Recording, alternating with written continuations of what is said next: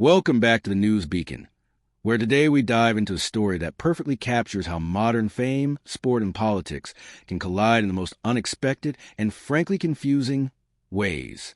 In a week that should have been all about the passion, grit, and teamwork of an international football match, the spotlight was abruptly hijacked by none other than former U.S. President Donald Trump, leaving players and fans alike scratching their heads and asking, what on earth just happened? The match itself had everything you'd expect. A fiercely contested battle on the pitch, moments of sheer brilliance, and ultimately, a well-deserved victory for a team that poured countless hours into training, preparation, and unity. Yet barely had the final whistle blown when Trump took to social media, congratulating players, but almost immediately pivoting the narrative back to himself. Within minutes, feeds flooded with posts that framed him as some sort of spiritual captain of the side, subtly, and then not so subtly, implying that his encouragement and presence had somehow swayed the outcome. For the athletes who'd actually broken sweat under stadium floodlights, the reaction ranged from polite amusement to thinly veiled bewilderment. One midfielder admitted, "We saw the tweets pop up and it was flattering in a strange way, but honestly, we're a bit confused.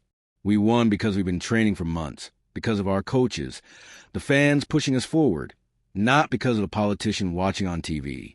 Another player, whose stunning goal sealed the win, shrugged and added, "It's weird. We're just here to play football, not get dragged into someone's campaign." Their words hint at something deeper than mild surprise, the frustration that, even in their own moment of triumph, the narrative can be swept away by the gravitational pull of political celebrity. Fans watching from home were equally quick to react. Social media lit up with memes, some playful, others biting. One widely shared image had Trump photoshopped into a team kit, arms outstretched as though he just scored the match winner, caption, "Man of the match," in his own mind. Elsewhere, there was genuine disappointment. The sense that the player's moment had been overshadowed by someone who hadn't laced up a boot, hadn't felt the roar of the crowd or the sting of a late tackle. And it begs the question, why does this keep happening? Why do political figures, and Trump in particular, keep stepping into sporting victories as though they belong there? Analysts say it's no mystery at all. Football is global, its emotional pull universal.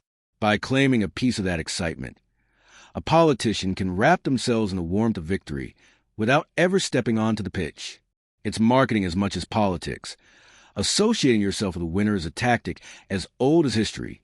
But in today's hyperconnected world, it happens in real time and on a far larger scale. Yet critics warn that this does something damaging. It dilutes the purity of sport, turning genuine team achievement into just another talking point in a never-ending campaign trail. Sports journalist Emily Clark summed it up neatly. The players worked, fought, and won. Fans tuned in for them, not for a politician's press release.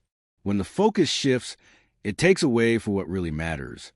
The awkward dance between athletes and politics isn't new, of course. From national anthems to charity matches supporting social causes, football has always intersected with the wider world. Sometimes, those moments are inspiring, players using their platforms to speak out on issues close to their hearts. But what happened this week feels different. A celebration turned into a personal victory lap for someone who had no role in the contest itself. And that, for many, crosses a line. The players, ever careful not to alienate sections of the fan base, spoke in diplomatic tones, but their expressions, the bewildered smiles, the uncomfortable laughs, told a fuller story. Fans, meanwhile, voiced what the team perhaps couldn't say out loud, that while everyone appreciates support, claiming credit without stepping onto the field feels wrong. One comment summed it up perfectly. By all means, cheer them on, but don't act like you scored the goal. Beyond the noise, there's a bigger question. Can sport remain purely about sport in a world where fame, politics, and social media are so tightly entwined? Perhaps the answer is no. But there's still a difference between genuine admiration and turning someone else's moment into your own headline. It's a difference that, this week, got completely lost. And it leaves us wondering, what will it take for players to fully enjoy their hard-earned moments without seeing them claimed by someone watching from afar? In the end, maybe this isn't really about Trump at all, but about a culture where the loudest voice can drown out the people who actually did the work. For the team, the victory remains theirs, written into the record books, celebrated by fans who saw the passes, the tackles, the final whistle. Yet the headlines the next morning told a different story, and that, more than anything, is what left players saying quite simply, we're a bit confused. Thank you for staying with us here at the News Beacon. If you found this story as surprising and frankly as revealing as we did, do hit like and subscribe to follow real stories about real people behind the headlines. Until next time, stay informed and take care.